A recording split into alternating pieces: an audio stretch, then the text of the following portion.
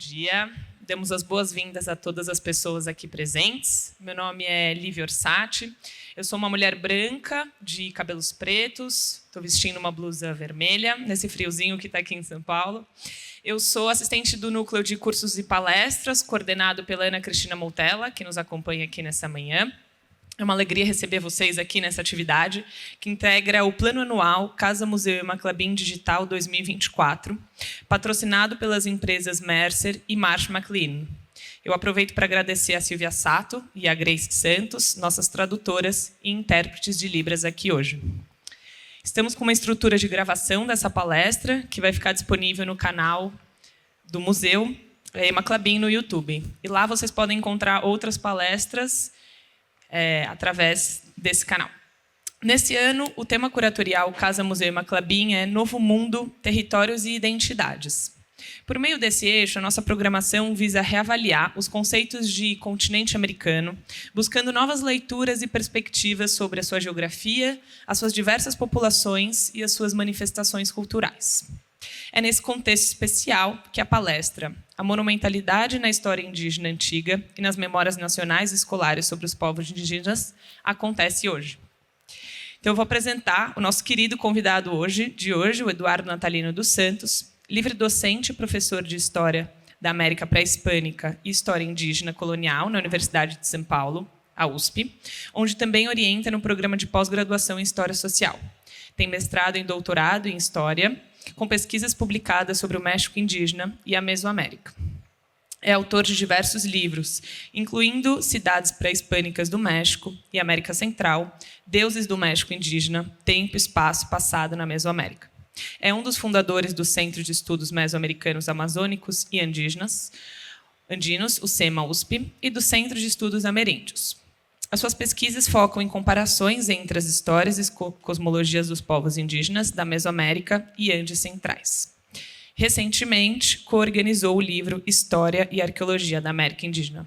Eduardo, uma alegria para a gente receber aqui hoje. O Eduardo também foi meu professor da graduação, então uma honra recebê-lo aqui em nome da Casa Museu Maclabin e que a gente tenha uma ótima manhã. Obrigada. Obrigado, Lívia. Bom dia, pessoas. Tudo bem? É um prazer estar aqui, ver rostos novos, rever alguns rostos antigos aí, de amigos, colegas, estudantes. Eu sou um homem branco, estou vestindo uma calça cinza, uma camisa listrada, camisa preta, tenho os cabelos castanhos, uso óculos.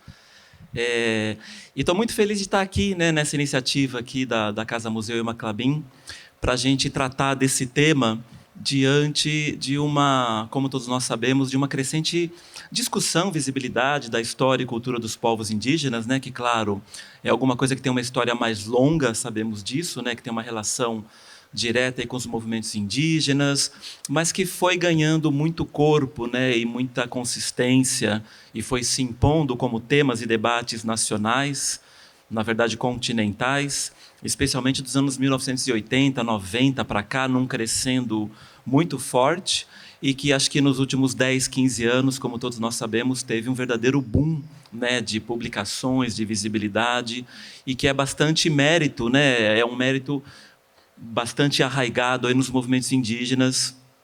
E é nesse sentido que eu trago essa reflexão para vocês, porque nós vivemos no Brasil, né, no sistema educacional, na mídia, portanto, na imprensa, nas publicações, literaturas, esse boom de visibilidade dos pensadores, das pensadoras, lideranças indígenas.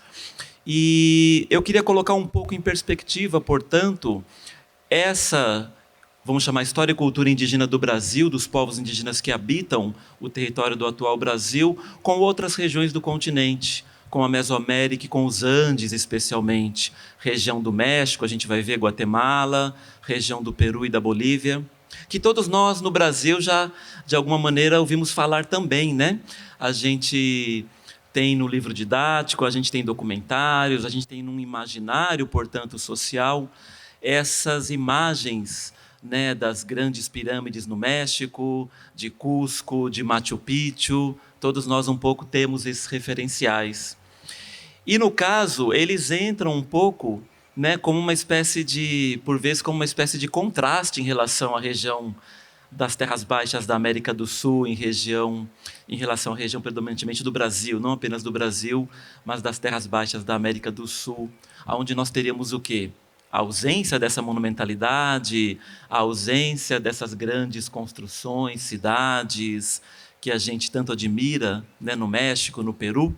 Então, é nesse sentido que eu trouxe a reflexão para vocês aí sobre como que a monumentalidade, é claro que a partir da monumentalidade a gente vai tirar outras questões, mas como que a monumentalidade tem sido tratada na história indígena antiga, né, nessa história indígena mais profunda, né, desse passado mais remoto, e como é que essa monumentalidade, então, ela tem aportado hoje, ela tem estado hoje, ela tem sido tratada hoje nessas memórias nacionais, nas memórias escolares, nessa memória social mais ampla, né? A Lívia e a Ana estavam comentando comigo que o próximo grande tema aqui da Casa Ema Klabin é justamente memória, né? Então eles vão também nos próximos anos, aí no próximo ano, ter uma série de eventos relacionados a isso.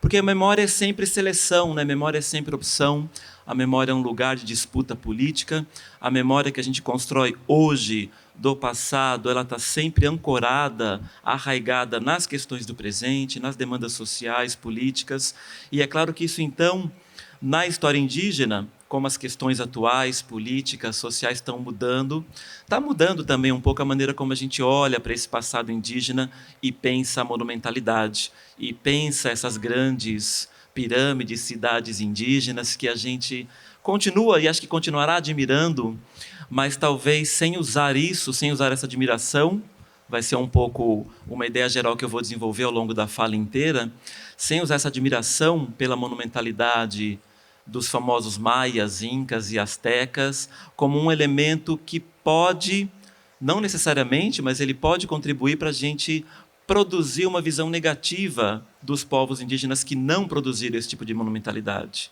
que produziram outros modos de vida.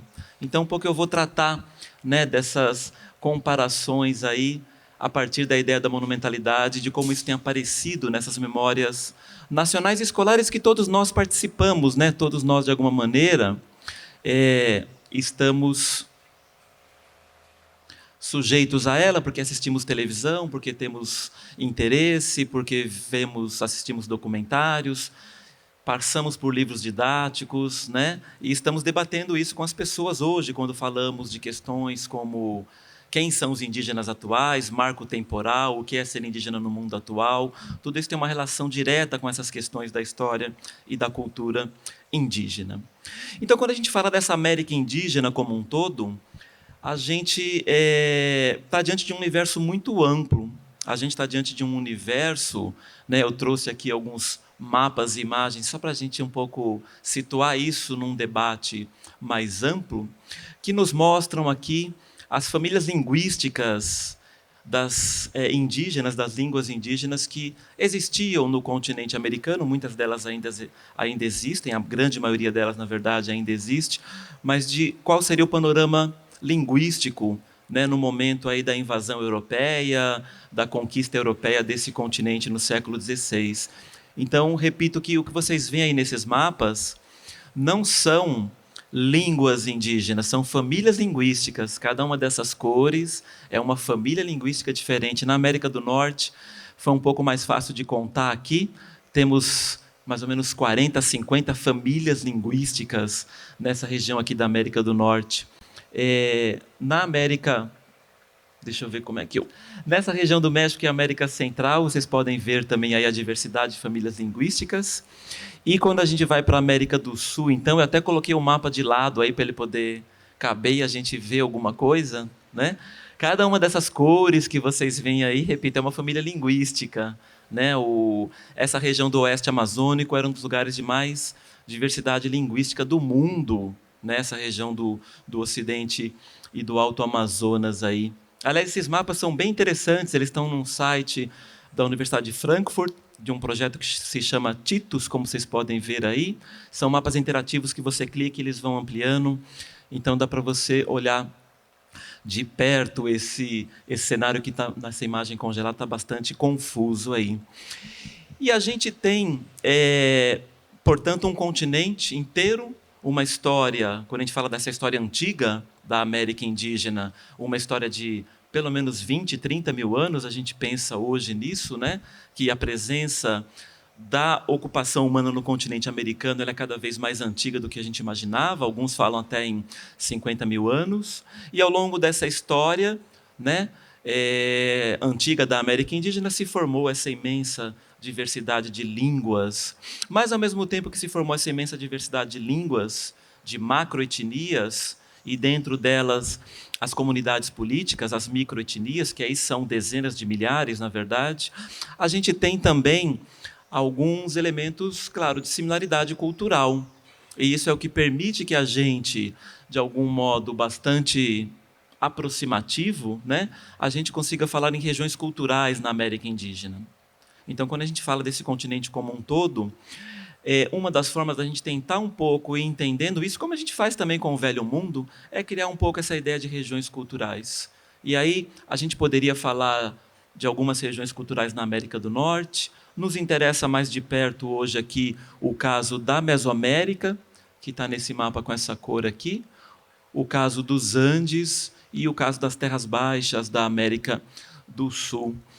E eu vou começar, então, a fazer esse comparativo que tem como eixo central a ideia da monumentalidade, para refletir nessas memórias que temos hoje sobre as populações indígenas, falando um pouco da Mesoamérica e dos Andes centrais. O que é Mesoamérica, o que são Andes centrais como regiões culturais desse mundo indígena?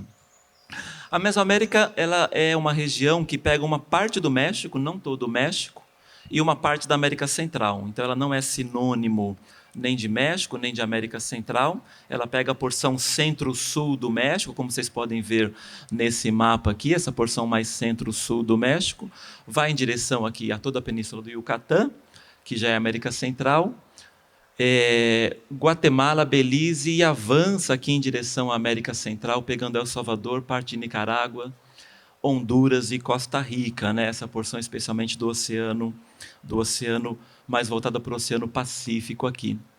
E essa região é muito famosa nos livros didáticos, na memória, no turismo, na arqueologia, porque ela tem justamente, como a gente sabe, fenômenos relacionados à história indígena que não são muito caros na arqueologia, na história e também nessa memória mais nacional do México, que são muito exaltados, que, por exemplo, são as cidades maias que estão aí.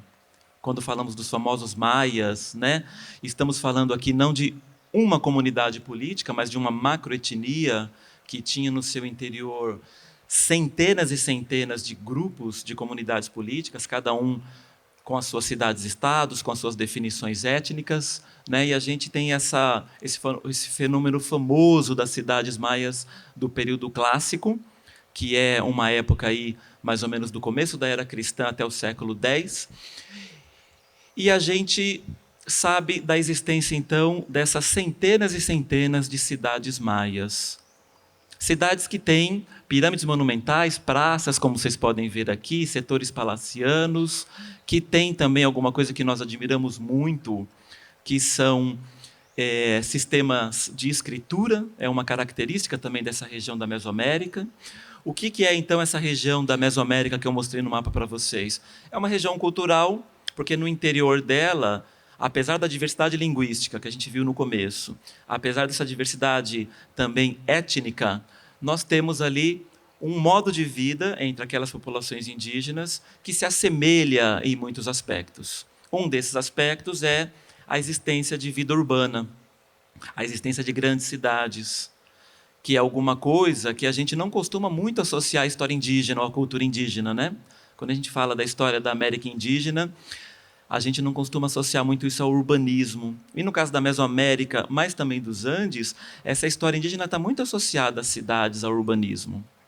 E é por isso que a gente, por vezes, tem esse destaque dessa história indígena, é por isso que as pessoas pegam ônibus, avião, vão até o México, até a Guatemala, né, visitar esses lugares, visitar as cidades maias, vamos a museus olhar para essas chamadas estelas maias que vocês veem aí na imagem também, São placas de pedras gravadas com cenas iconográficas, mas também com alguma coisa que nós, no mundo ocidental, admiramos muito, que são os sistemas de escritura, como eu mencionava, que estão presentes em toda a Mesoamérica e que nas estelas maias ganham essa configuração aqui de estarem inclusive separados das imagens, né, por essas caixas aí, por esses cartuchos.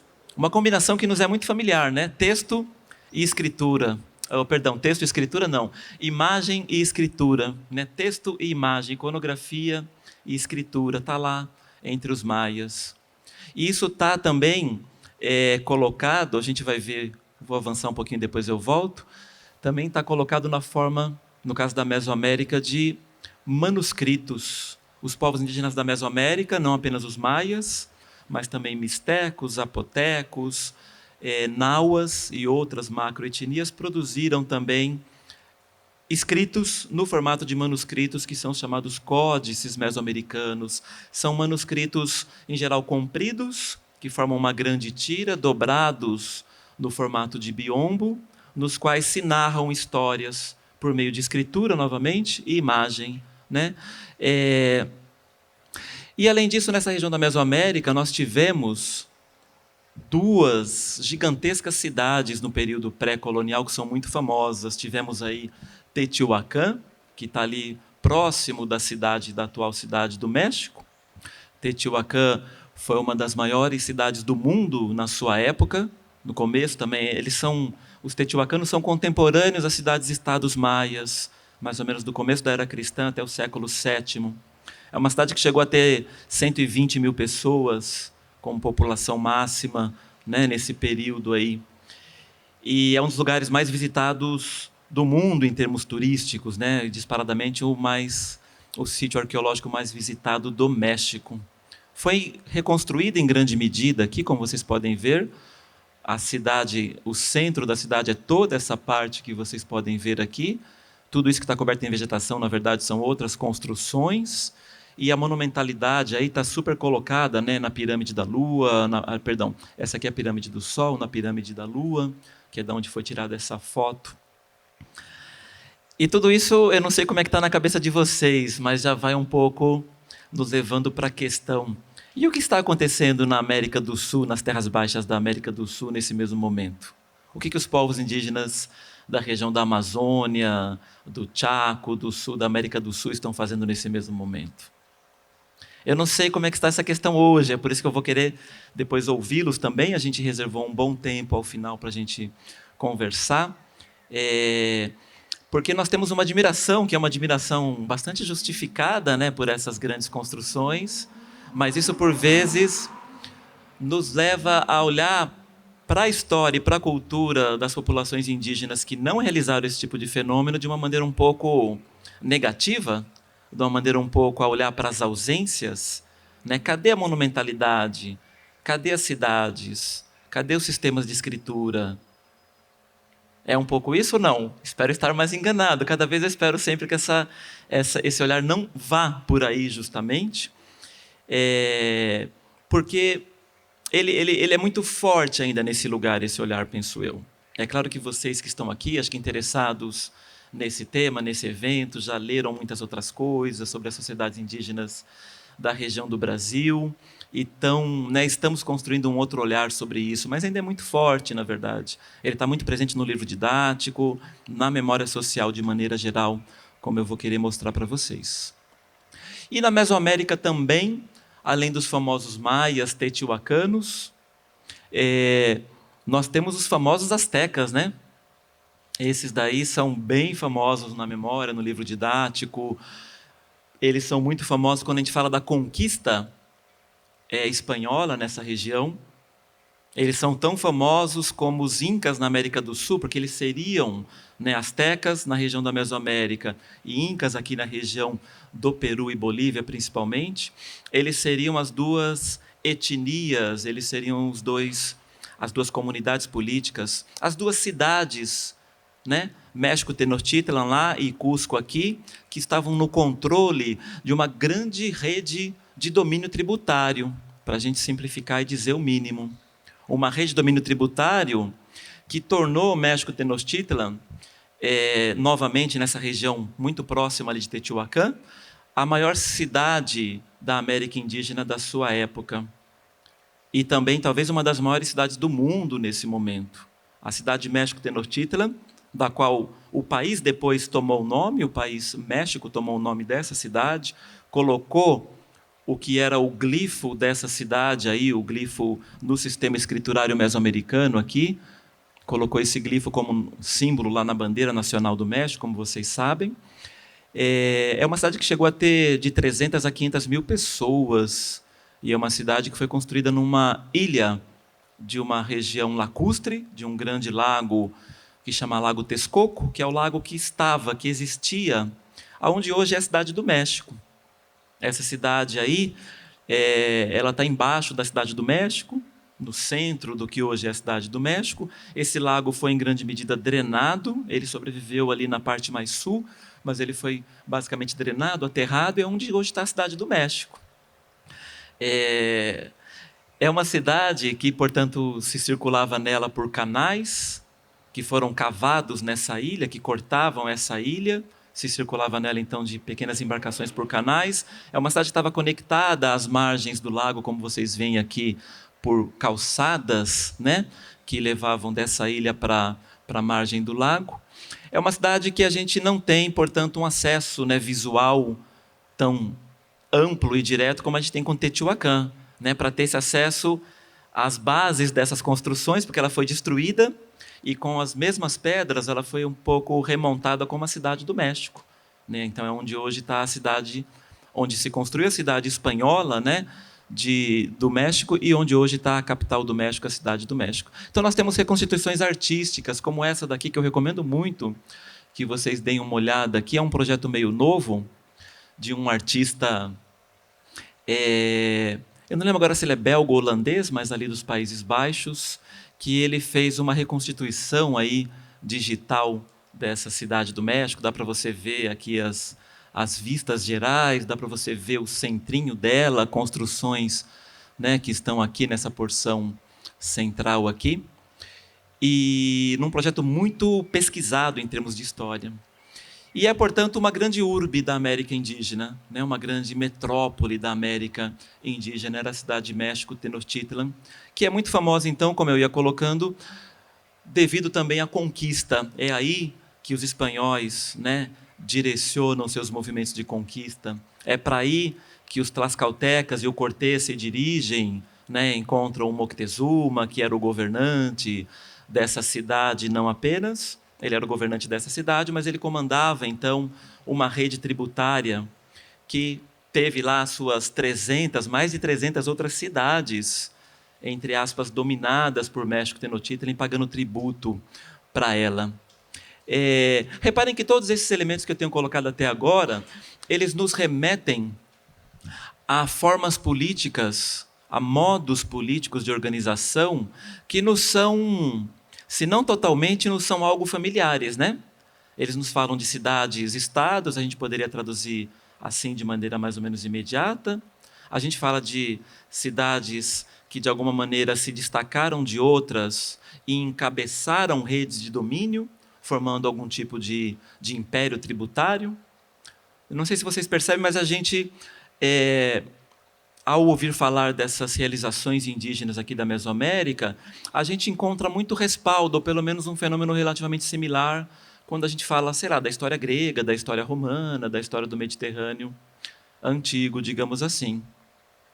Tudo bem com essa ideia? Então, e além disso, com arquitetura monumental, com escritura, mas aí também, e é onde eu vou começar então agora a fazer um pouco algumas talvez provocações para que a gente repense algumas questões relacionadas a isso, há toda uma outra série de fenômenos humanos, sociais, que dizem respeito a tributo, a algum tipo de subordinação política, dominação, a existência de conflitos para estabelecer essas redes tributárias, ao estabelecimento de grupos sociais, portanto, e estamentos muito hierarquizados e marcados socialmente. E tudo isso está presente na história indígena mesoamericana e andina também, como a gente sabe. Então, parece que nós temos um pacote aí que a gente admira um lado da moeda, mas não admira já muito mais o outro, né? Mas essas coisas parecem que estão sempre muito conectadas. Essas construções monumentais, a existência de cidades que têm esses centros de poder, com estruturas palacianas, com elites dirigentes, e, ao mesmo tempo, a existência de populações que estão, em alguma medida, subordinadas, ou dentro da mesma sociedade, da mesma comunidade política, por estamentos, ou também a relação entre essas cidades, capitais políticas, e outras cidades que pagam tributos, que são tributadas.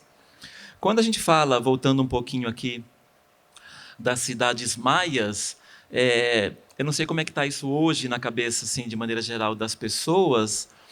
É muito comum que se fale de um colapso maia, né, no século IX, aproximadamente por aí. Essas cidades vão deixar de funcionar. E aí tem aquelas teorias especulativas, né, que o History Channel adora mencionar, que aí os maias foram levados para o disco voador, para o planeta de origem deles, e os maias desapareceram. Os maias estavam nessa região antes dessas cidades-estados. Essas cidades-estados duraram 800 anos, 700 anos, 1000 anos, aí esse fenômeno dessas grandes capitais cidades-estados. Elas deixaram de funcionar por volta ali do século IX, século X. Algumas sobrevivem até o século XII. Tem a famosa Chichén Itzá, né, que está bem ali, já mais próxima do Caribe, que é muito famosa porque todo mundo que vai ali para aquela região, né, de Cancún e etc., visita Chichén Itzá, Tulum. Mas elas deixam de funcionar. Quando os espanhóis chegam, as cidades maias não estão funcionando. Mas os maias estão lá. Eles estão lá aos milhões, eles continuam lá na região de Chiapas e do Yucatán, hoje lá aos milhões, são cerca de 4 a 6 milhões de maias. Os maias não desapareceram com as suas cidades-estados. As comunidades políticas maias estão lá. O que eu estou querendo já começar apontando para vocês, para a gente ir desenvolvendo isso, né? Esse fenômeno da monumentalidade das cidades-estados, da escritura em placas de pedra, dessas grandes pirâmides, setores palacianos, é um fenômeno político que marcou a história da Mesoamérica e também algumas coisas similares da história dos Andes e do Peru. Mas a história indígena é muito mais profunda que isso, mesmo da Mesoamérica e dos Andes. Ela tem uma história muito mais ali das comunidades indígenas, que são anteriores a essas formas políticas e são posteriores a elas também. E é esse fenômeno que está lá hoje. É isso que tem de mais continuidade da cultura e história indígena. São as comunidades políticas locais, são as comunidades políticas não tão hierarquizadas, não tão esplendorosas em termos de construções monumentais, né? São elas que estão lá. Então, isso era para trazer um pouco de alguns elementos que acho que estão no nosso imaginário aí sobre Mesoamérica. No caso dos Andes, nós temos um fenômeno parecido, com as suas particularidades, mas que também, assim, junto com a Mesoamérica, serve um pouco para destacar essa região no interior da América indígena. Né? São as duas regiões mais famosas por essa monumentalidade. Quando falamos dos Andes centrais, estamos falando principalmente do Peru e da Bolívia, mas não apenas, é uma região que se estende também até porções ali do Equador, chega também até o norte do Chile, noroeste argentino. Não abrange todo o Peru e a Bolívia, né? O Peru e a Bolívia tem aquela região mais amazônica, que estaria justamente numa outra região cultural, que é a região da Grande Amazônia. Mas nessas duas, né, especialmente nesses dois países aí, estaria concentrado muito da monumentalidade dos povos indígenas dessa região. Quechuas, principalmente, aimarás, que foram os primeiros na América indígena, a gente sabe disso hoje, a produzirem monumentalidade. A gente achava antes que a monumentalidade era mais ou menos contemporânea na Mesoamérica e nos Andes, mas a gente, com as descobertas arqueológicas mais recentes, a gente sabe que na costa do Peru é o lugar onde, de modo muito mais antigo do que na Mesoamérica e muito mais antigo do que se pensava no próprio Peru, surgiu a monumentalidade aqui, como é o caso do famoso centro cerimonial de Caral, na costa do Peru, que é lá do ano 3000, 3500 a.C. É tão ou mais antigos como as pirâmides do Egito, né? Os peruanos estão bastante orgulhosos disso. chamando justamente a costa central do Peru, né, do berço da civilização, né, o berço da civilização mundial, devido a esse fenômeno que se concretiza aí de uma maneira muito precoce. E aí a gente vai ter também uma série de desdobramentos dessa história de monumentalidade, de centros cerimoniais monumentais, que vão também, em alguns casos, se construir como cidades, e que vão chegar até os Incas, né? Alguns desses lugares, eles não são tão famosos como os mexicanos, né? Tem uma questão aqui do turismo, tem uma questão da memória nacional peruana e boliviana, que acho que foi um pouco menos exitosa em propagandear essa história pré-hispânica, né? O México foi muito exitoso nisso, o México foi muito bem sucedido nisso em termos mundiais, né? E o Peru e a Bolívia um pouco menos. Mas talvez alguns de vocês tenham ouvido falar já de Chavín de Huántar, tenham ouvido falar de Tiahuanaco, na Bolívia, ali próxima do lago Titicaca, né? Que apresentam fenômenos muito semelhantes aí de arquitetura monumental, setores palacianos, a famosa Cusco, que assim como o México Tenochtitlan, ela foi sobreposta por uma cidade espanhola, um pouco menos sobreposta, né? No caso de Cusco, como vocês sabem, os espanhóis mantiveram aí muito das estruturas dos edifícios, e em cima deles construíram as suas igrejas, seus palácios, mas todos vocês, com certeza, já têm essas imagens na cabeça de Machu Picchu, né? Que aí sim é o grande ícone dessa arqueologia do mundo andino, da ideia de uma cidade inca, né? No caso aí já como desse período já bem próximo da conquista e invasão dos espanhóis nessa região. Machu Picchu é, né, um dos lugares também mais visitados da América em termos de sítios arqueológicos, de cidades indígenas, um dos mais visitados do mundo também, e que talvez muitos de vocês já estiveram lá. E é um lugar muito bonito, né? Um lugar bem interessante, é uma região, né, muito montanhosa, já está um pouco mais baixo que Cusco, mas é uma região ainda bastante montanhosa, já tem uma vegetação um pouco mais pungente ali, né?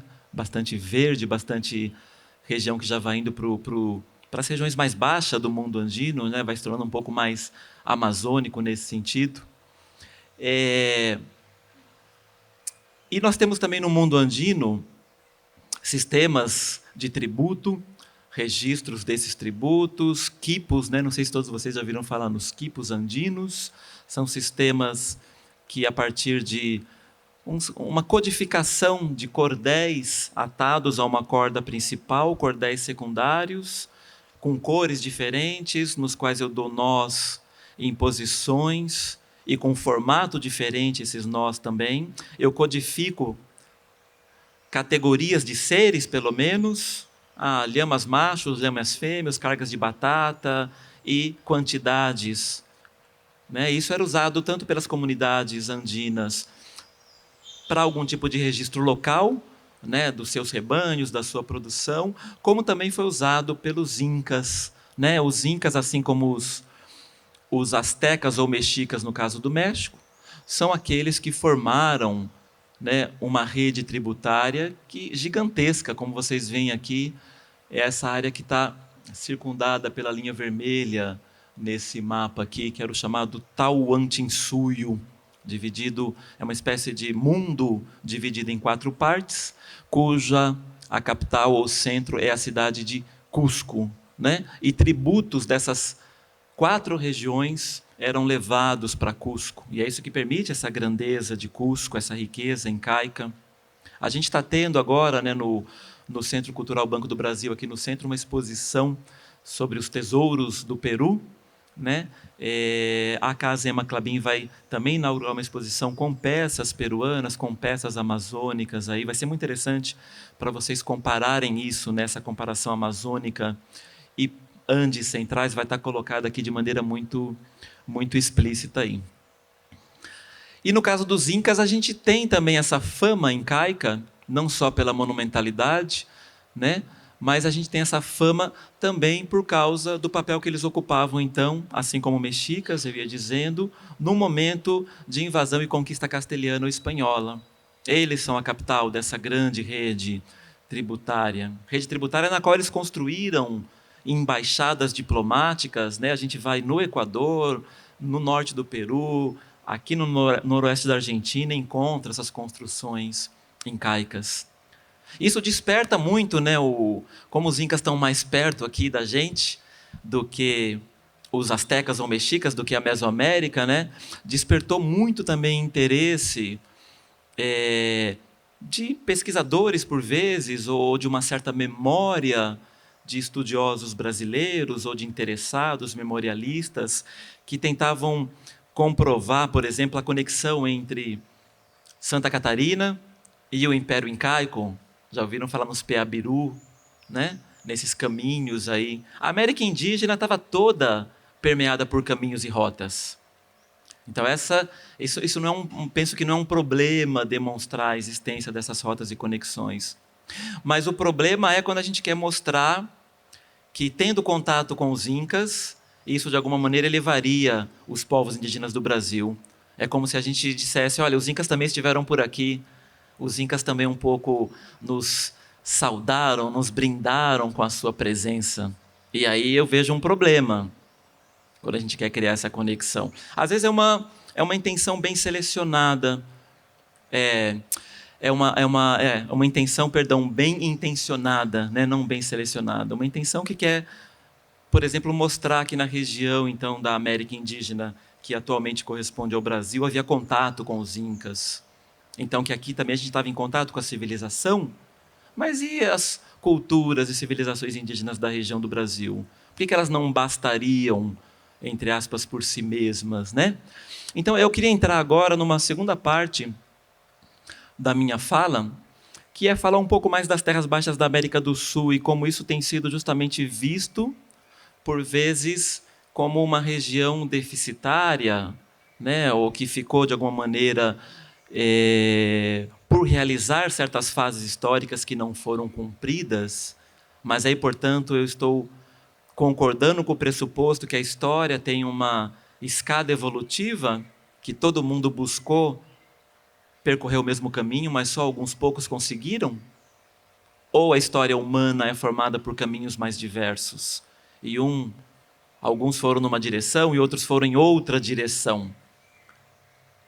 Que, portanto, não se trata de uma questão de não conseguir ter galgado certos degraus na escada evolutiva, mas por ter optado por outros caminhos sociais, políticos. Ou seja, as sociedades das terras baixas da América do Sul, como vocês sabem, elas foram um pouco englobadas nesse pacote, que tem um nome bastante genérico, né? Terras baixas da América do Sul, porque é um pouco a porção da América do Sul que sobra quando a gente tira os Andes e um pedacinho ali do Circuncaribe, que tem uma outra história ali. E aí se colocaram, né, foram colocados todos os povos indígenas no primeiro momento nesse grande balaio. Mas é uma região que atualmente se percebe que ela tem muitas particularidades também, que Terras Baixas da América do Sul explica muito pouco. Se a gente quer entender um pouquinho melhor a história e cultura dos povos indígenas daí, a gente tem que se debruçar e começar a pensar em outras regiões culturais um pouquinho mais coesas, um pouquinho menores, como são, por exemplo, a Amazônia, talvez, a Grande Amazônia, como é a costa do Brasil, como é a região do Brasil Central, como é a região do sul da América do Sul. Mas esse olhar é um olhar que ainda está em bastante construção. É um olhar que, portanto, claro que na arqueologia, na antropologia e na história também, em alguma medida, na história indígena, ele já avançou muito em termos da gente entender um pouco mais a história e cultura dos povos indígenas da costa do Brasil, dos tupis da costa, dos G do Brasil Central, dos povos Guarani. Mas essa memória mais particularizada, ela não chegou muito ainda, penso eu, no livro didático, na memória de maneira mais geral, né? A gente tem um olhar muito generalizante ainda para essas regiões, o que já é um problema em si, e além de ser um olhar generalizante em demasia, ele é um olhar que, de alguma maneira, por vezes, mesmo sem se perceber, ele acentua aquelas ausências que eu mencionei para vocês. É a região que não tem as cidades, que tem as aldeias, é a região que não tem a escritura, é a região que não tem essas grandes configurações políticas, que não tem, portanto, ou que não chegaram, naquela visão mais tradicional de história, um pouco mais evolutivo, evolucionista, que não chegaram a construir estados.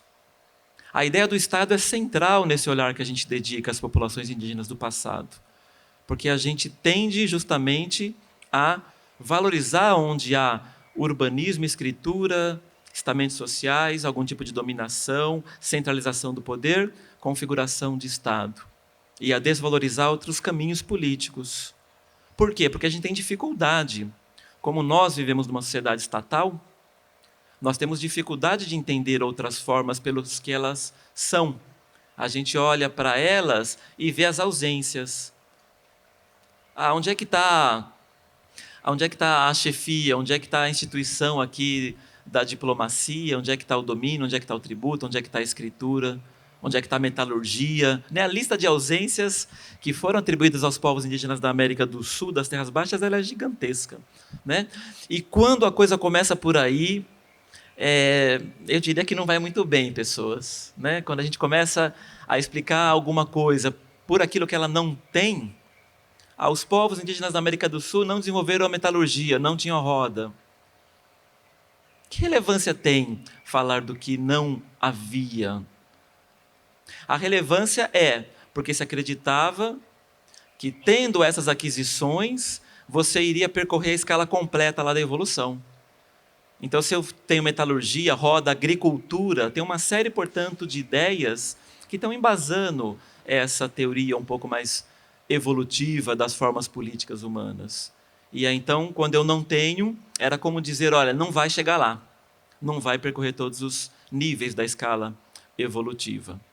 E a gente, claro, aí diante dessa comparação com Mesoamérica e Andes, tínhamos no Brasil, eu acho que, claro, isso está mudando, ainda bem que está mudando, e está mudando especialmente, acho que graças às populações indígenas, aos movimentos indígenas e também outros movimentos sociais, acadêmicos, a ideia de que as sociedades indígenas, por exemplo, da região da Amazônia, elas são sociedades que, por vezes, a gente pode entendê-las como sociedades contra o Estado e não sem Estado.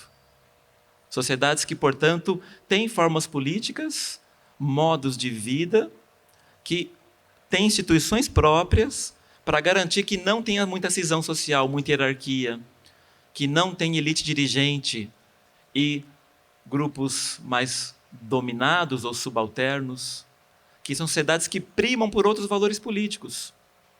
E não que não conseguiram percorrer o caminho que leva para a hierarquia, para a segmentação social. Então, isso está, claro, em mudança. E a gente avançou bastante nos últimos anos.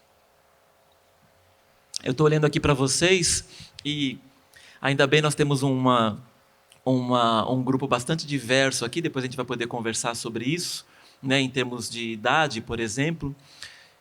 Mas o livro didático ele era muito pior, pessoas, há 20 anos atrás, há 30 anos atrás. As aulas de história, elas eram muito mais problemáticas do que elas são hoje.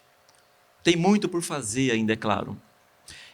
Porque há 20, 30 anos atrás, se dizia explicitamente nos livros didáticos e no material didático, e isso ajuda a formar essa memória social mais geral que as pessoas têm, que o brasileiro tem, para ficar no caso do nosso país, sobre os povos indígenas. Quem são os povos indígenas? A gente aprende isso, nós não indígenas, conversando com as pessoas na escola, assistindo televisão, indo ao cinema. É assim que a gente aprende, que a gente forma uma visão sobre quem são os povos indígenas. E era muito forte a ideia explicitamente colocada de que os maias eram mais desenvolvidos povos indígenas da América. Isso aparecia. Quando aparecia no livro didático, tinha esse problema, por vezes nem sempre apareciam os povos indígenas. Mas quando eles apareciam muito nessa chave. E os povos indígenas da região do Brasil, eles viviam num estágio tribal, eles têm contribuições que vão na direção aí da alimentação, de algumas palavras que entraram no vocabulário brasileiro, mas a gente não colocava a mínima atenção, e continuou colocando pouca ainda, no modo como eles se organizam socialmente, nas suas instituições sociais, que apontam, como a gente sabe, para outros modos de vida. Não estatais, contra o Estado, pós-estatais, como se diz hoje. Muitos dos movimentos indígenas dizem hoje, nós não somos pré-estatais, nós somos pós-estatais. O Estado é um problema na história humana. E a gente nunca quis esse negócio aí, digamos assim. E as histórias que atestam um pouco isso são muitas, né? Tem casos muito famosos de antropólogos que levaram indígenas da Amazônia peruana para ver Machu Picchu. E chegando lá, esses indígenas da Amazônia, olhando para Machu Picchu, não gostaram muito do que viram, não. E o antropólogo que levou, olha, vamos ver o que os seus ancestrais aqui vizinhos também fizeram, né? A grandiosa cidade de Machu Picchu. E aí são povos, então, da floresta amazônica peruana. Eles não gostaram muito do que viram, não. Eles associaram aquilo que eles viram, sabe a quem? Aos jesuítas espanhóis. E disseram, para construir esse negócio aí, teve muito sofrimento. Teve muito imposição, muito trabalho. E quem construiu Machu Picchu não foi a elite incaica, a gente sabe, né? Não foram os senhores incas que construíram Machu Picchu. Então aí, quer dizer, nessa suposta ausência de cidade, de estado, de urbanismo, talvez tenha coisas interessantes para a gente pensar, né, a política hoje, pensar o que a gente, enfim, modelos aí de alternativa política no nosso mundo tão em crise ambiental e outras coisas que a gente sabe que estão pegando aí, né? Vamos falar disso um pouquinho mais também. Então isso, acho que todos vocês um pouco passaram por isso em livros didáticos, ou em aulas, ou em documentários mais antigos ou mais recentes, mas então eu não vou perder muito tempo para a gente ter bastante tempo depois para as perguntas e debate, que se a gente pega o livro didático, isso está lá muito colocado, né? Isso, como vocês sabem, estou trazendo o exemplo de um livro didático, e não é porque seja um livro didático ruim, ao contrário, é um livro didático considerado bom aí, só para a gente relembrar um pouco como isso tem sido tratado. E depois, no caso do Brasil, né, a gente sabe que o MEC tem um sistema de avaliação de livros didáticos, que é muito bom, na verdade, que tem feito os livros didáticos e os currículos escolares melhorarem bastante, isso se reflete numa efetiva melhora desses livros didáticos. E, junto com isso, nós temos uma lei também federal, né, de 2008, que institui a obrigatoriedade do ensino de história e cultura indígena e de afrodescendentes, né, nos temas curriculares da educação básica brasileira, tanto no ensino fundamental como no ensino médio. E isso gerou um cenário que fez com que os temas relacionados à história e cultura indígena crescessem nos livros didáticos. Vocês aí que, como eu, são um pouquinho já mais da antiga, depois deem uma olhada na internet, alguns livros didáticos, ele tem muito mais material em geral. Falam de Xavim, falam dos Olmecas, de povos que são predecessores dos Incas, predecessores dos Mexicas. Isso na minha época não tinha. Mal e mal se falava de Maias, Incas e Astecas. Hoje se fala de Maias, Incas e Astecas e também desses predecessores, né? Os povos pré-colombianos, como vocês podem ver aí. América, terra de grandes civilizações. Só que ao falar da América como terra de grandes civilizações, quem é que entra aí? Mesoamérica e Andes só. Não entram os tupis da costa do Brasil, os guaranis, os Gês do Brasil Central. Entram nesse clube das grandes civilizações, altas culturas. O que eu estou querendo trazer para vocês, para a gente pensar? Os estereótipos mais explícitos sobre os povos indígenas, graças, então, de novo, à MEC, a movimentos indígenas, a um cenário bastante favorável, eles têm sido bastante combatidos e questionados na imprensa, na escola. Então, hoje já não é mais comum, ou não é tão comum, que um livro traga essa ideia abertamente colocada que os maias e incas são mais desenvolvidos ou superiores que os tupis. Isso já não aparece assim. Ou de que os tupis estão num estágio primitivo, tribal e etc. Isso não aparece mais. Isso não passa na avaliação do MEC, digamos assim. Mas esse estereótipo aqui, um pouco mais sutil, um pouco mais, talvez, difícil de ser combatido, ele continua. A ideia de uma oposição entre grandes civilizações e o restante da América indígena. E o restante, então, que vai depois e que entra um pouco como povos ainda um pouco sem história, é um outro problema. Como assim povos sem história? Quando a gente então fala aqui é da Mesoamérica, né? América, terra de grandes civilizações, se trata da Mesoamérica. Depois aqui a civilização maia, cidades-estados, matemática e astronomia, o declínio das cidades-estados maia. Aí vamos falar do Império Azteca, dos escritos aqui, dos códices mesoamericanos. Isso não tinha em livro didático há 15, 20 anos atrás. Isso é muito recente, essa inclusão, né? É a arte, o calendário azteca e toda uma outra série de temas, né, das cidades aqui mesoamericanas. Na América do Sul, vamos lá para o caso que eu mostrei para vocês de Chavin, dos Incas, as terraças e a agricultura, a cerâmica, Machu Picchu, né, as peças aqui desse mundo andino aí, flautas, estatuetas, vasos, peças de prata, de ouro, tumbas, né, como a famosa tumba aqui, do Senhor de Cipã, que é uma descoberta mais ou menos recente, tem um material incrível, né, toda uma construção no qual um soberano ali da costa norte do Peru, isso é de tempos bem anteriores aos Incas, foi enterrado com toda uma série de riquezas, objetos, animais, pessoas. É como se fosse o equivalente da tumba de Tutankhamon, né, no Egito, é o Senhor de Cipã, aqui no Peru.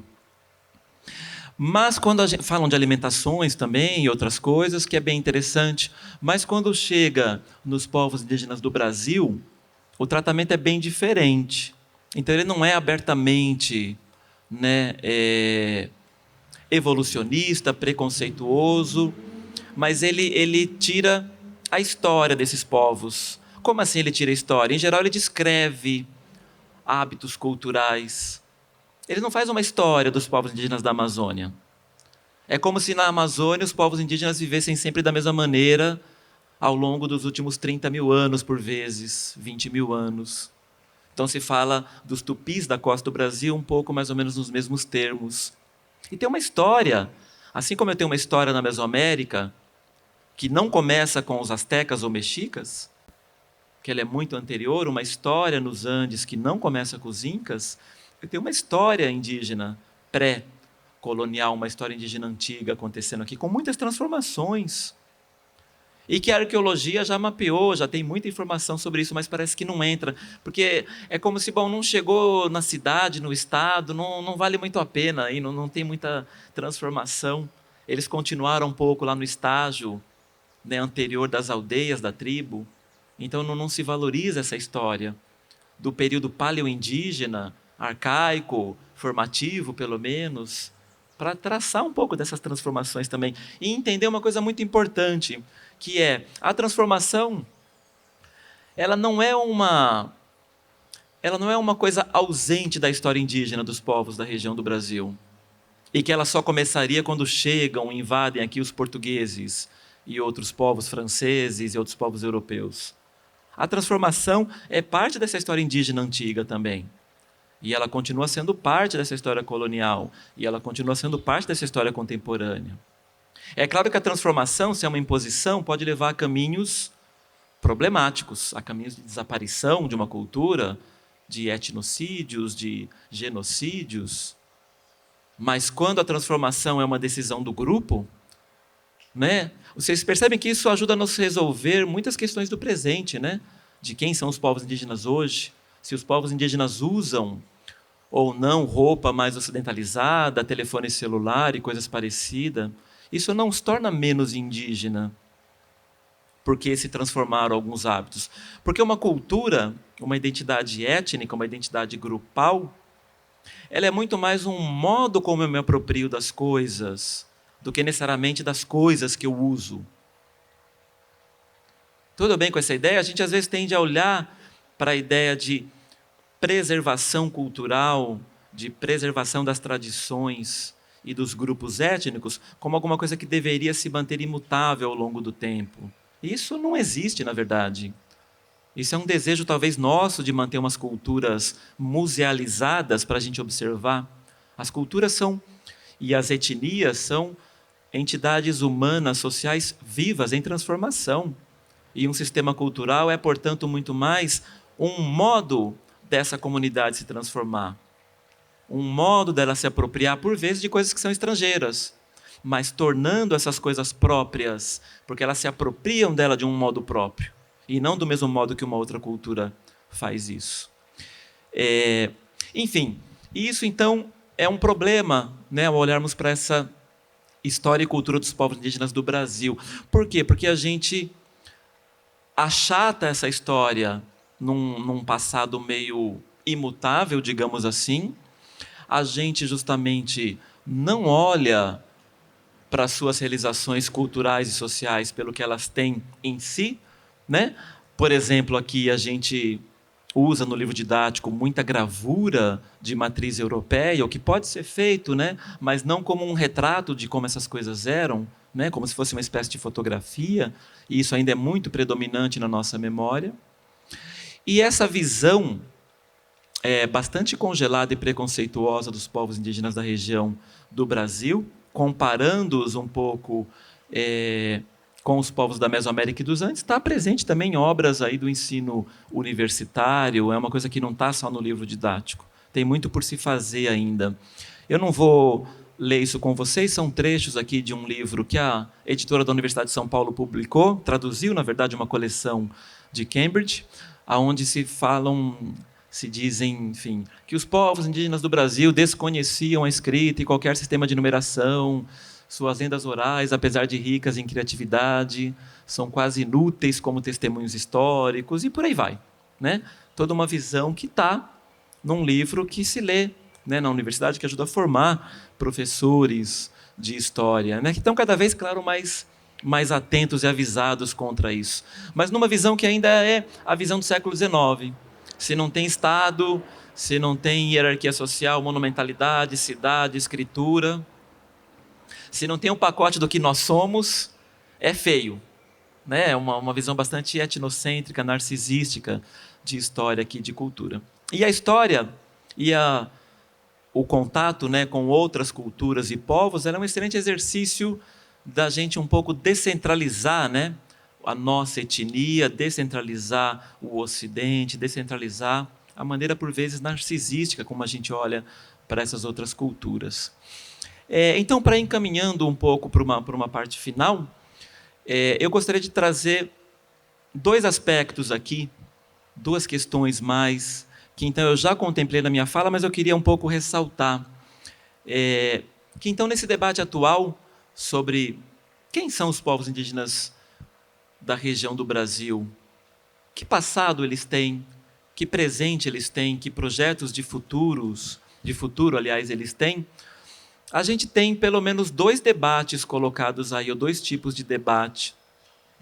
Tem muitas pesquisas de arqueologia, sobretudo, que elas se encaminham para tentar mostrar um pouco como que nós também teríamos tido essa monumentalidade no passado das terras baixas da América do Sul. E tem trazido à tona coisas muito interessantes, mostrando que monumentalidade não é só em pedra, ela pode ser feita de terra, de outros materiais, mostrando, por exemplo, como na região, amazônica, Marajó, mas também em outras regiões aí da várzea amazônica, a gente poderia ter concentrações populacionais indígenas imensas, sistemas políticos que conectavam dezenas de unidades dessa, né, formando unidades políticas maiores, que seriam os tais cacicados amazônicos, que nós teríamos em algumas regiões aí da Amazônia, região de Maracá, de Santarém, região da ilha de Marajó, fenômenos de sociedades que também teriam tido uma cerâmica super elaborada, que também teriam tido elites dirigentes que se enterravam, eram enterradas em urnas diferentes da população comum,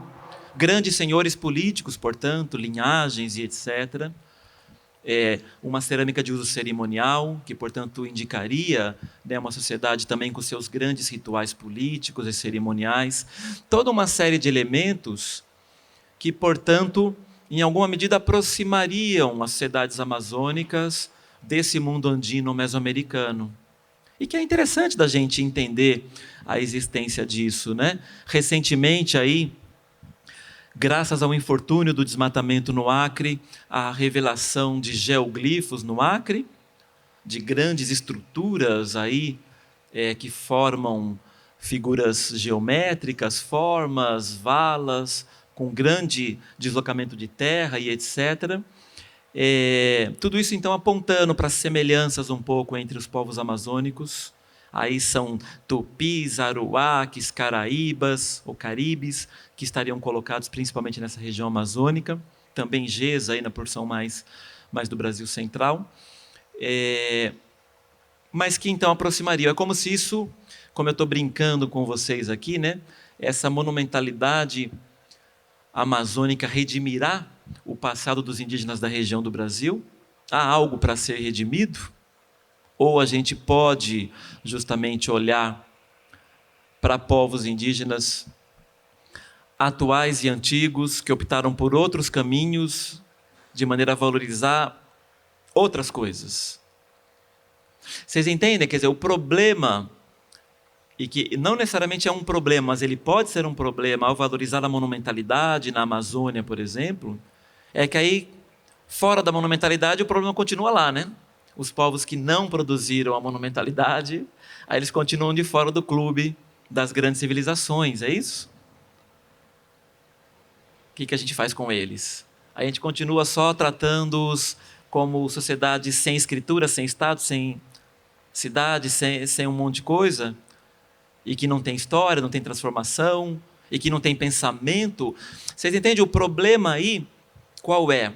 É que, de maneira mais ou menos automática, quando a gente fala de uma sociedade mais complexa, quando a gente fala de uma sociedade que produziu uma cerâmica mais elaborada, quando a gente fala de uma sociedade que seria uma alta cultura, a contrapartida disso é que justamente a gente transmite, né, essa monumentalidade das construções, essa sofisticação da arte, etc., por exemplo, para as formas de pensamento, imaginando que as sociedades indígenas que não produziram monumentalidade, que não segmentaram socialmente, têm um pensamento mais simples também, têm um pensamento político menos complexo ou mais simples.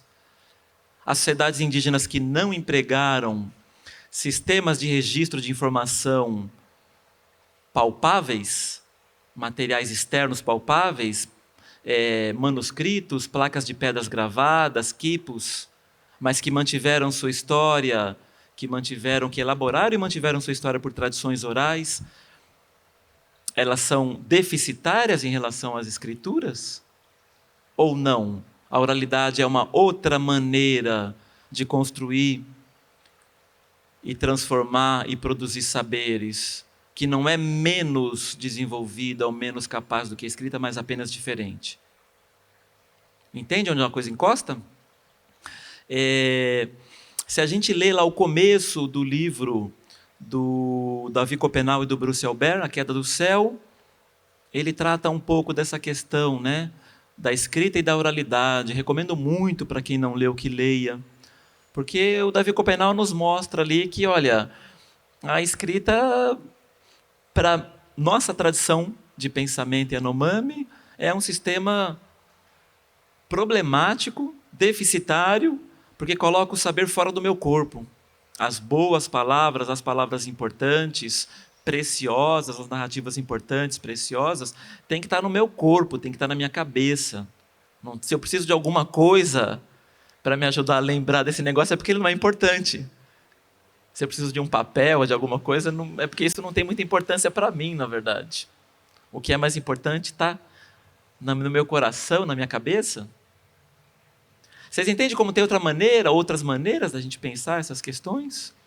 E é claro que isso não deve, penso eu, nos fazer parar de ter admiração pelas cidades maias, por Machu Picchu, mas é uma maneira de olhar para isso é uma proposta, aliás, de olhar para isso de maneira diferente e de, portanto, não transmitir esse olhar, né, para outras soluções sociais de edificação menos hierárquicas, menos monumentais, né, como as aldeias xinguanas, que têm sido estudadas recentemente, mostrando que elas são cidades-jardim conectadas com outras, em vez de eu concentrar tudo num lugar só. eu faço uma unidade aqui, uma unidade ali, ligo isso por caminhos, e tudo isso tem uma série de vantagens. Ou quando a gente olha para as grandes casas coletivas Yanomamis e para toda uma outra série, portanto, né, de populações indígenas do nosso continente, que não se enquadram nesse padrão da Mesoamérica e dos Andes, né, de norte a sul. Eu falei para vocês dos maias, eu vou acho que terminando aqui um pouco, voltando para eles, porque qual é o interessante, penso eu, de tentar olhar para isso de uma outra maneira, sem valorizar tanto a monumentalidade como uma coisa em si, né, como uma espécie de moeda universal que eu uso para traduzir nível de desenvolvimento, é que eu passo a olhar também para os maias de hoje, para os 6 milhões de maias de hoje, né, ou para os milhões de quechuas e aimarás do Peru e da Bolívia, não como remanescentes decaídos em relação aos grandes maias, incas e astecas, mas para como as comunidades de base daquelas sociedades que em algum momento de sua história tiveram um estado ali que se sobrepôs a elas, que estados que ruíram e que na base essas tradições culturais, essas culturas, línguas e comunidades políticas, por vezes não muito felizes com a cidade-estado maia. Os próprios maias não muito felizes com as cidades-estados maias, com esses estados que sobrepuseram aí e que sobreviveram a eles, né, continuam aí numa longa história cultural, linguística, né, até os dias atuais.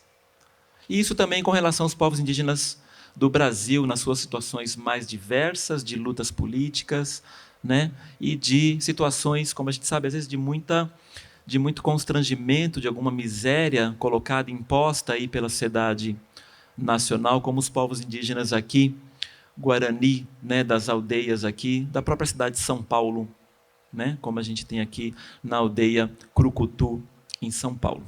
A gente pode abrir para conversar mais e obrigado pela atenção por enquanto.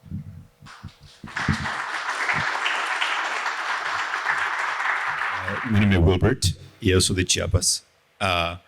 Então, eu sou maia e eu sou muito perto de San Juan Chamula, certo? Mas e sempre tem um pouquinho de equivalência do histórico, certo, versus o presente, certo, de que é uma nova comunidade e está evolucionando. Em Chiapas você tem tido últimos anos, não, o movimento zapatista e demais, certo? Então você tem uma certa desejo de centralização de alguma maneira, não? Mas eu sempre tenho um questionamento, porque, por exemplo, quando você é indígena e demais, ok, olha, você está evolucionando, então, às vezes, por exemplo, se você vai na escola, tem muitas telesecundárias e demais, escolas muito básicas, certo? E até, por exemplo, muitos dos ensinamentos olha, acerca de uma escola técnica, porque, olha, está bem você não estudar outras coisas, porque está ok ter esta, sim.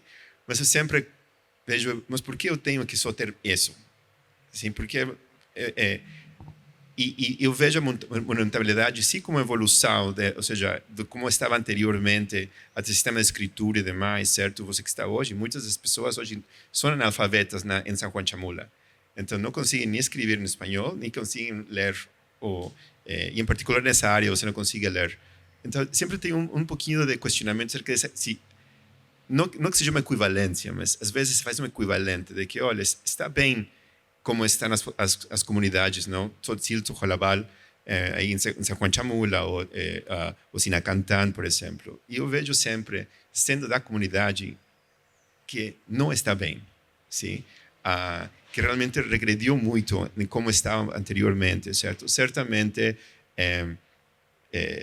você aludiu a algum ponto acerca de, olha, aquela cidade levou muito esforço de alguém que não era a pessoa que estava vivendo no monumento, não?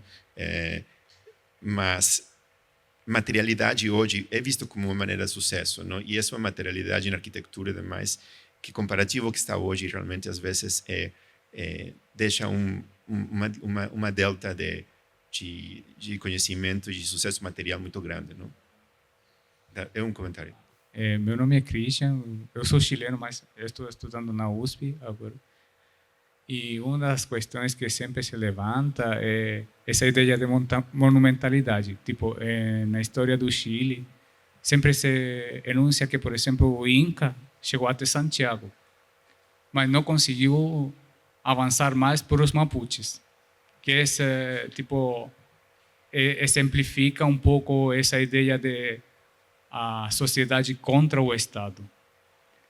Então, desde seu ponto de vista, no caso das terras baixas, será que em algum momento a sociedade das terras baixas seguiram um caminho parecido e se toparam, por exemplo, que a imposição de uma pessoa ou de um grupo de elite sobre outros ia a levar mais trabalho, mais, tipo, em certa forma, um trabalho forçado, né, de um sobre os outros? Será que, não sei se em sua pesquisa tem algum tipo de informação sobre isso, de chegar até certo ponto, mas falaram, não, esse não é o caminho que a gente quer seguir. Isso. Bom, obrigado pelas perguntas aí, interessantes e instigantes, que me permitem, inclusive, acho que fechar algumas coisas ou propor algumas coisas que eu não consegui desenvolver muito bem. Então, muito obrigado pelas perguntas. No caso do Wilber, então, Wilber, o problema penso eu, quer dizer, no cenário atual, e esse cenário atual começou a se construir, especialmente do século XVI para cá, como a gente sabe, a gente tem um processo de universalização, né, das sociedades estatais, o processo aí que tem sido chamado de mundialização, né, a partir dessa expansão e colonialismo europeu do final do século XV e século XVI, ele vai de alguma maneira, a gente sabe, atingir o globo, o planeta inteiro, com desdobramentos África, Ásia, na América indígena. E esse processo, então, ele se marca, entre outras coisas, por essa universalização do Estado, né, e no século XIX para cá, do Estado-nação. E é claro que isso, então, ele foi usado, esse elemento, é como se ele fosse, numa visão mais tradicional de história, é como se ele fosse a prova de que o Estado é um modo de organização sociopolítica mais desenvolvido, porque é como se eu olhasse para a realidade e falasse, está vendo? Ele está se espalhando. E os povos que não se organizavam dessa maneira, ou foram sucumbidos, ou tiveram que passar a se organizar dessa maneira para um pouco competir, né, e frear um pouco esse colonialismo europeu, estadunidense também.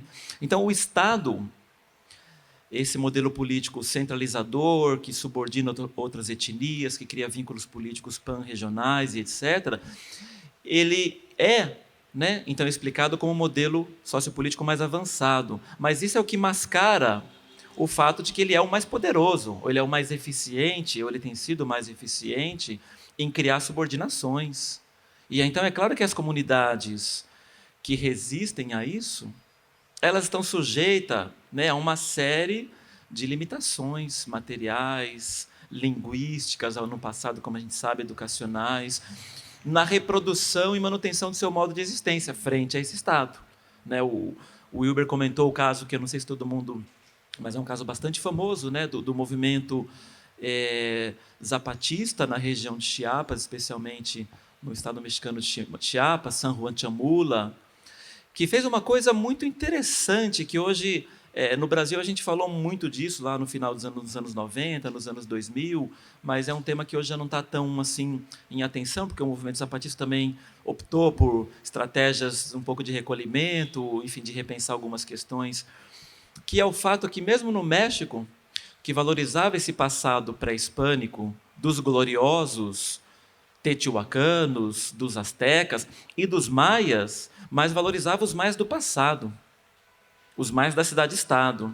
Os maias atuais eram um problema para o Estado mexicano.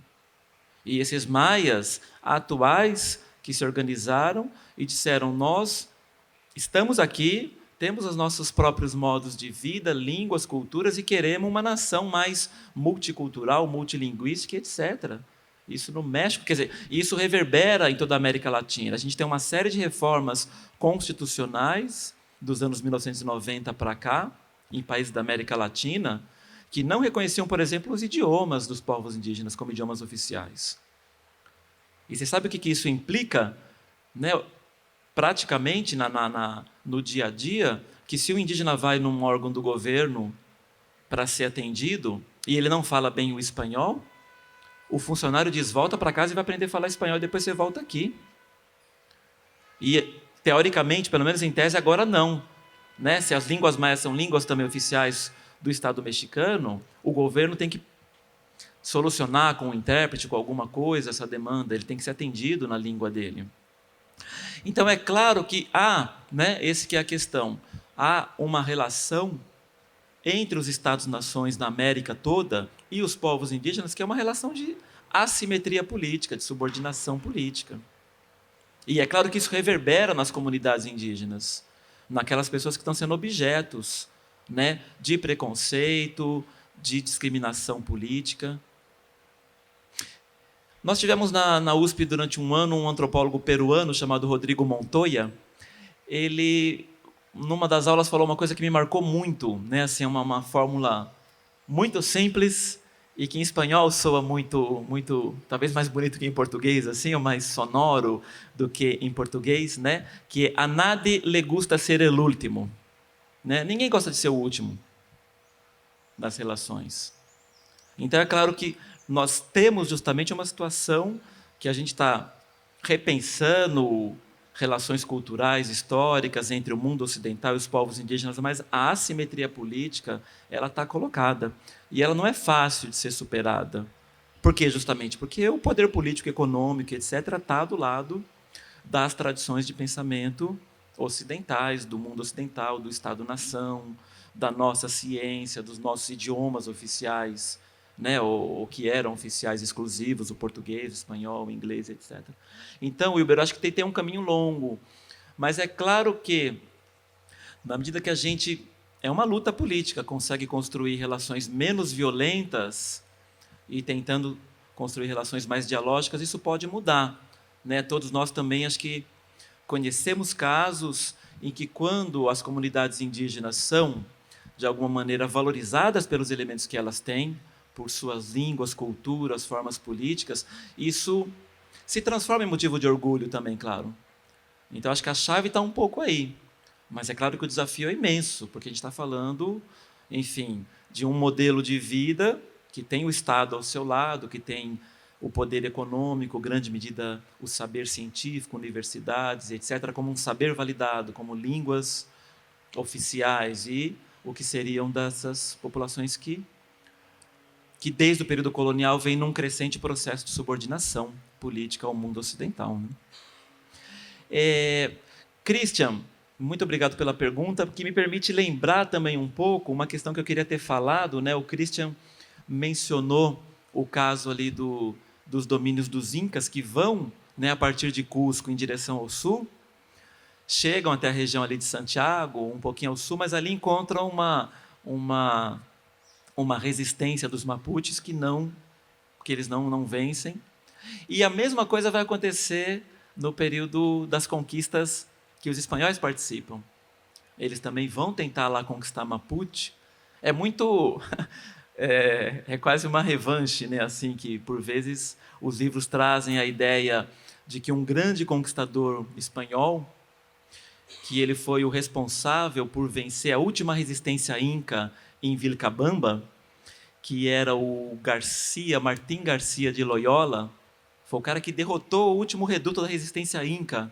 Os incas são derrotados em Cusco primeiro, por espanhóis e aliados indígenas. Essa é uma outra questão bem interessante para pensar as conquistas, mas uma parte dos incas vão para uma outra e constroem uma outra sede de resistência, que é a cidade de Vilcabamba, na região do atual Equador. E ela vira, então, um bastião de resistência. E quem derrota isso é o Martín García de Loyola. E depois o Martín García de Loyola vai tentar conquistar os povos ali do sul, os Mapuches e outros, e ele termina com a cabeça na ponta de uma lança araucana, como dizem. O que está em questão aí, né? Então, o que eu queria aproveitar a fala do Christian para mencionar. Quando a gente fala da conquista da América indígena, é muito comum que o livro didático fale só desses dois casos, dos astecas e dos incas. Aí, depois disso, em geral, é como se os espanhóis tivessem tudo dominado, afinal, eles teriam dominado os dois mais poderosos impérios da América indígena, astecas e incas. E se eles derrotaram os dois mais poderosos impérios, quem é que poderia resistir daí para frente? Ninguém, né? Está tudo dominado. Aí a história passa a abandonar a história indígena colonial e ela começa a narrar a história da instalação das instituições europeias na América. Aí vai falar dos missionários, do trabalho do tributo, dos vice-reis, não é isso? Da justiça, de tudo isso que a gente... E o indígena colonial desaparece, porque estão derrotados todos. Mas é um pouco o contrário disso, porque é justamente nas regiões onde não havia essa configuração política mais estatal e imperial, é aí que os europeus não conseguem conquistar. Os estados são mais facilmente conquistáveis, porque você vai na cabeça política. Você vai em México, Tenochtitlan e em Cusco. E aí você troca a cabeça política.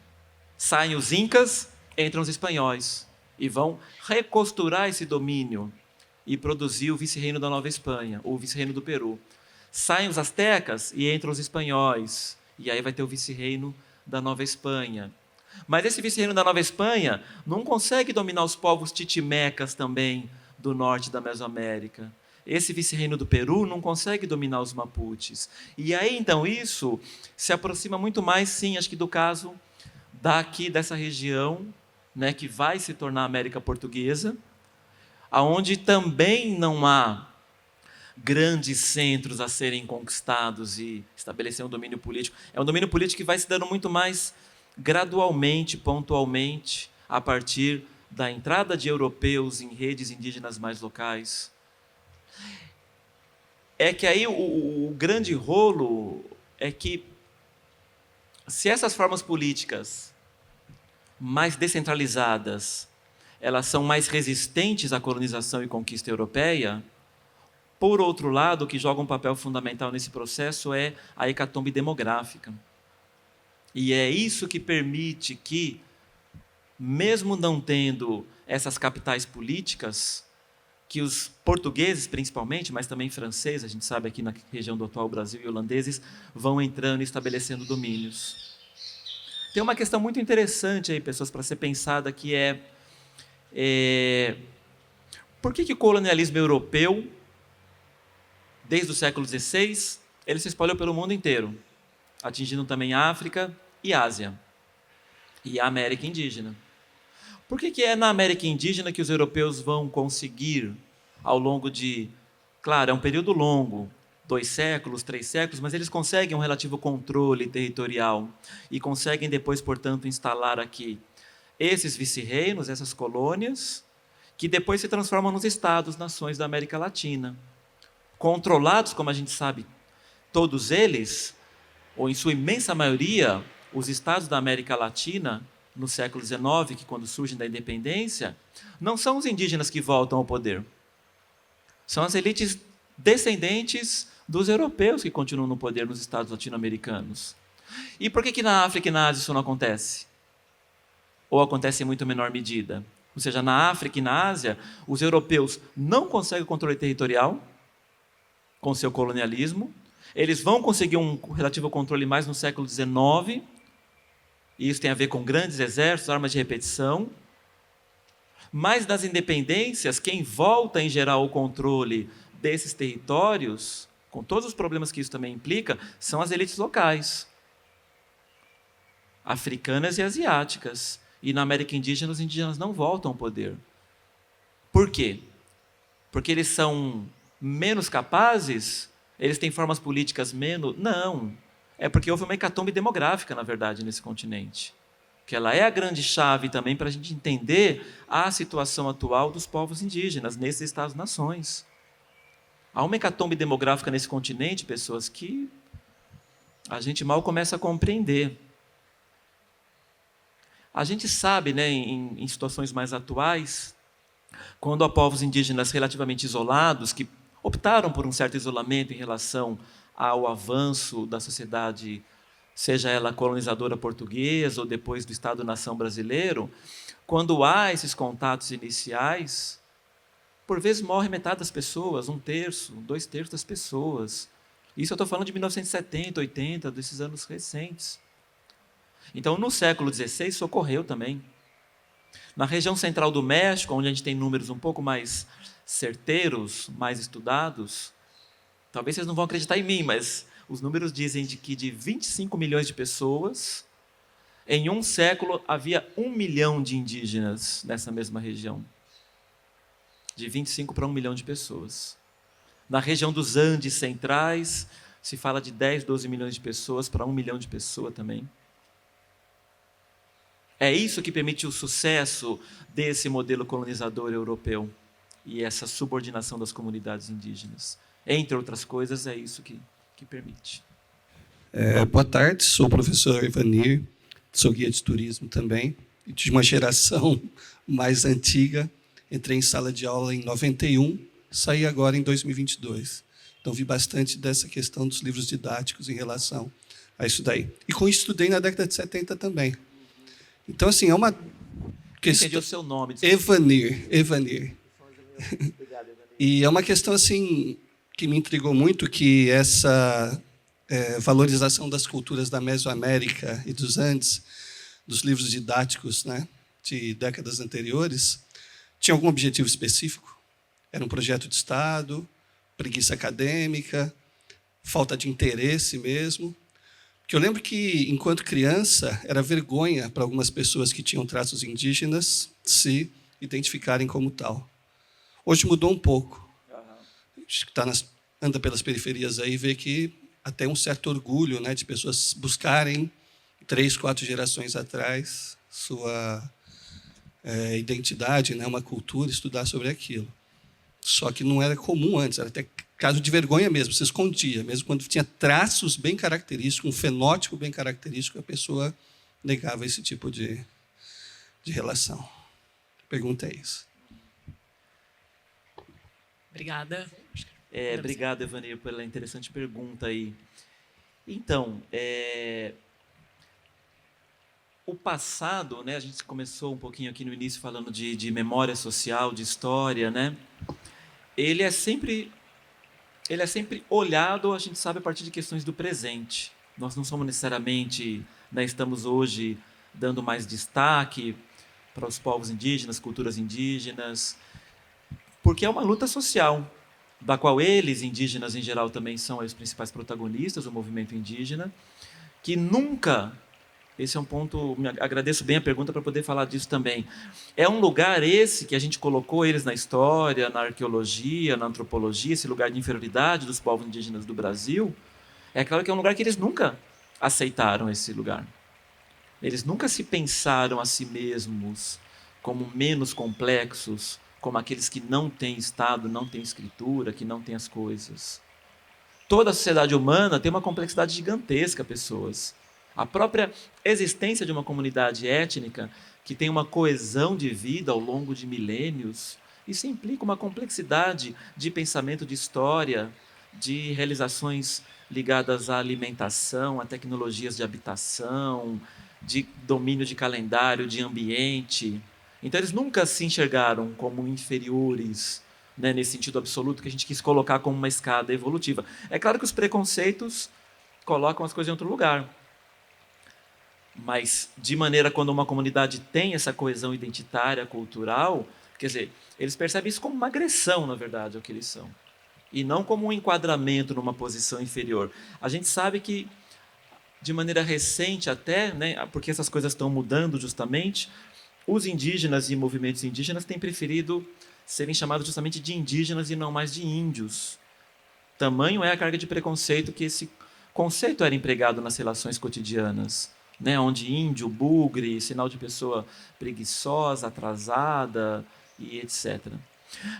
Por que isso mudou? Né, que acho que é um pouco o cerne da pergunta do Evanir. Eu não sou um especialista nessas questões contemporâneas, mas eu tenho um pouco assim as minhas observações, intuições. É porque acho que mudou o nosso deslumbramento e encantamento com o Estado-nação e com a civilização ocidental, de maneira geral. Eu acho que a Segunda Guerra Mundial, né, na metade do século XX, ela é um momento já um pouco de uma mudança aí. Eu acho que até meados do século passado, os Estados-nações ocidentais, todos, eles tinham esse papel de que nós somos o que há de mais avançado em termos de civilização humana, como quase um papel missionário, né? Que justificava, claro, o colonialismo, as invasões. Nós temos que levar esse modo de vida com escolas, escrituras, Estado. Nós temos que... Era o chamado fardo do homem branco, né? Levar essas realizações para os povos que tinham parado no passado. Isso era uma política de Estado, pessoas. Para dar um exemplo mais concreto e particular, a política do Estado brasileiro para os povos indígenas, até os anos 1970, levada a cabo pela FUNAI, pelo antigo SPI, que depois virou FUNAI, nos anos 60, era de assimilação. Qual que é, então, a ação do Estado brasileiro em relação aos povos indígenas? Como eles são resquícios do passado, remanescentes de um estágio anterior e inferior de civilização, a história chegou aqui com os europeus, ela está no seu curso, ela é irrevogável, e ela é um caminho meio que único. O que o Estado brasileiro pode fazer, na melhor das hipóteses, é assimilar com menos violência. Mas não é garantir multiculturalidade, multilinguismo, nada disso, na verdade. Isso era política pública, pessoas. Por quê? Porque havia, então, sim, um projeto de Estado, mas ele é um projeto de sociedade também. O Estado também reflete, né, muitas dos anseios sociais que alimentam o Estado alimenta esses anseios sociais por meio da educação, da escola e de uma outra série de mecanismos que cria esse vínculo entre sociedade nacional, memória nacional e Estado, no qual os indígenas são um empecilho.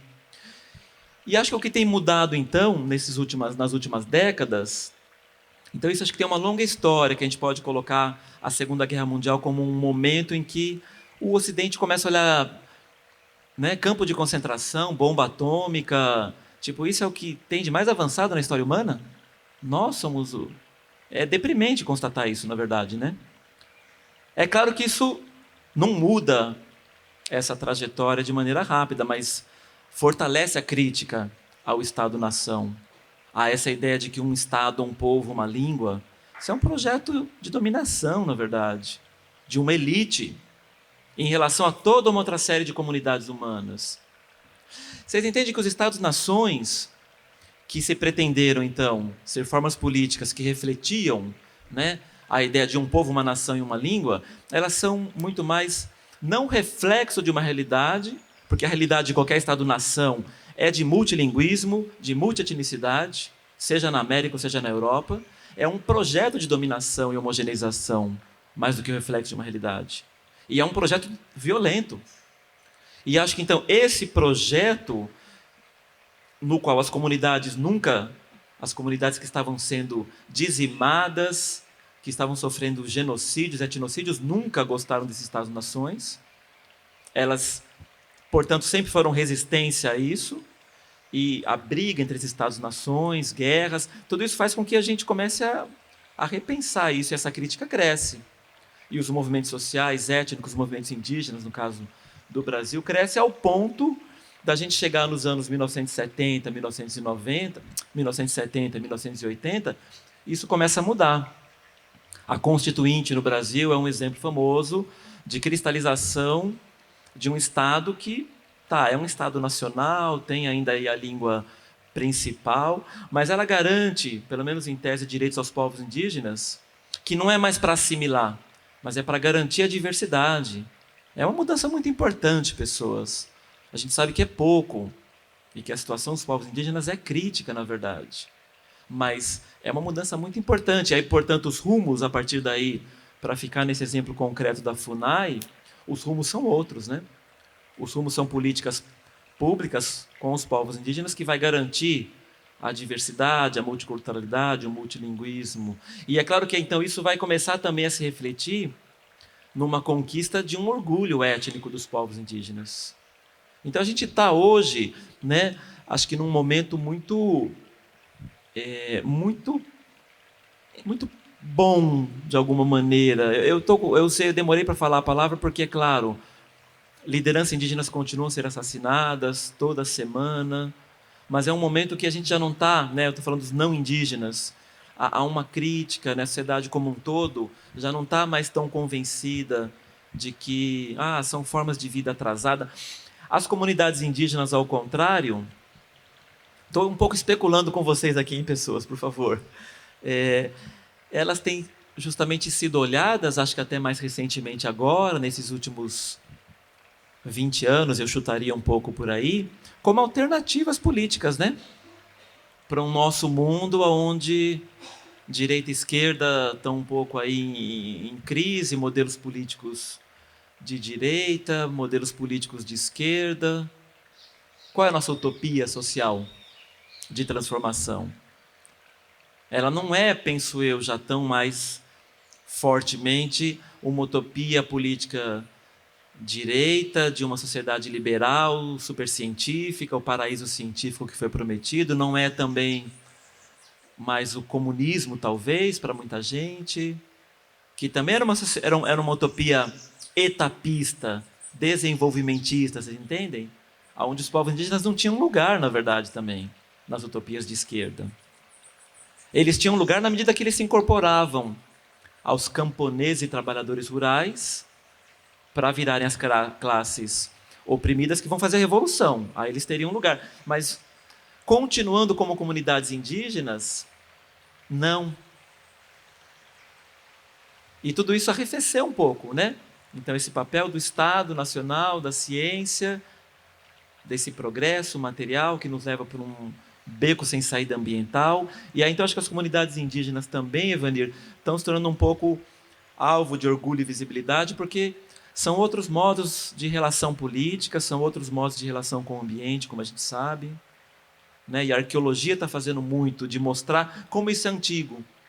Essa relação com, por exemplo, a floresta amazônica, que é uma relação que não é de uma natureza intocada, mas é de uma natureza que eu modifico, mas modifico sem criar uma separação floresta e campo de agricultura intensiva. Tem outros modos aí possíveis, né, de relação política aí com esse ambiente aí. Na realidade, é uma curiosidade pessoal, mas eu não sei se eu tenho fundamento teórico para embasar.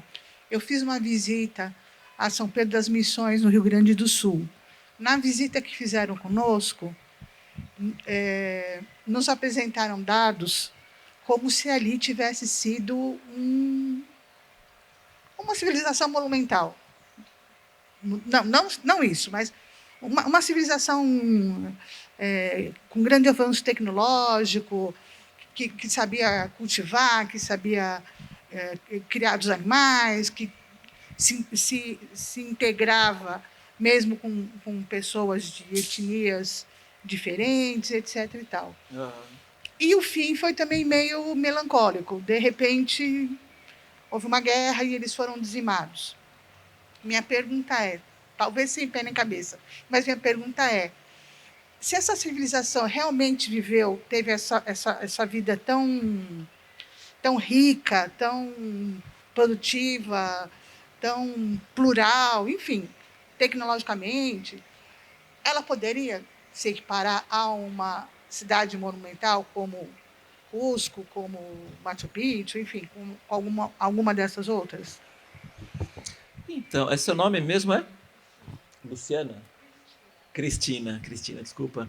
Então, Cristina, eu acho que a questão é justamente a gente pensar que a vida urbana como monumentalidade é uma das opções nesses caminhos variados que as comunidades humanas percorrem.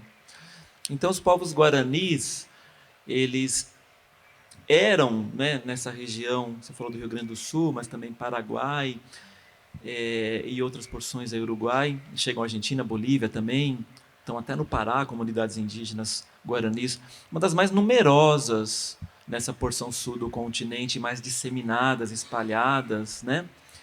E eles tiveram uma relação bastante conflituosa com espanhóis, portugueses, como a gente sabe, mas que também passou, em algumas ocasiões, por alianças e a construção de coisas juntas. Hoje, por exemplo, se questiona muito nessa ideia de que nas repúblicas aí, guaranis, nas missões jesuíticas, que eram essa meia dúzia de jesuítas que estavam no controle disso tudo, tem toda uma série...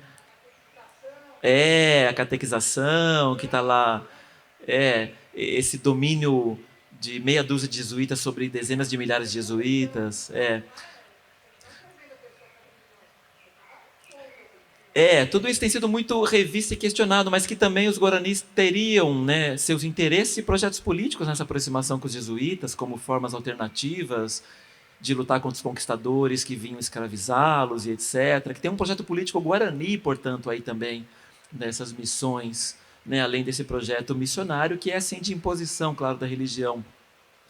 E que tudo isso passa, então, por trajetórias históricas na qual os indígenas são agentes históricos que estão pensando aquela situação, tomando decisões e fazendo caminhos variados. Eu acho que a gente tem que tirar de cena essa ideia de que necessariamente, se tem um certo adensamento populacional, isso tem que transformar-se numa cidade. Eu posso pensar em formas mais espalhadas de ocupação que também dão conta do adensamento e que não desembocam nesse mesmo caminho, né? A gente tem que desvalorizar aquele pacote explicativo, que era um pouco como se fosse uma lista que eu faço a checagem, assim, né? Tem roda, metalurgia, agricultura, cidade. Isso acho que só traz mais... Isso só mais atrapalha do que ajuda a gente a entender outras culturas e outros povos, né? Obrigada, Eduardo. Agora, pelo horário, a gente vai encerrando. Primeiramente, eu queria agradecer ao patrocínio da Mercer e da Marsh McLennan, que torna também toda a nossa programação possível. Agradecer a presença de vocês, porque, afinal, né, nossa programação existe para vocês.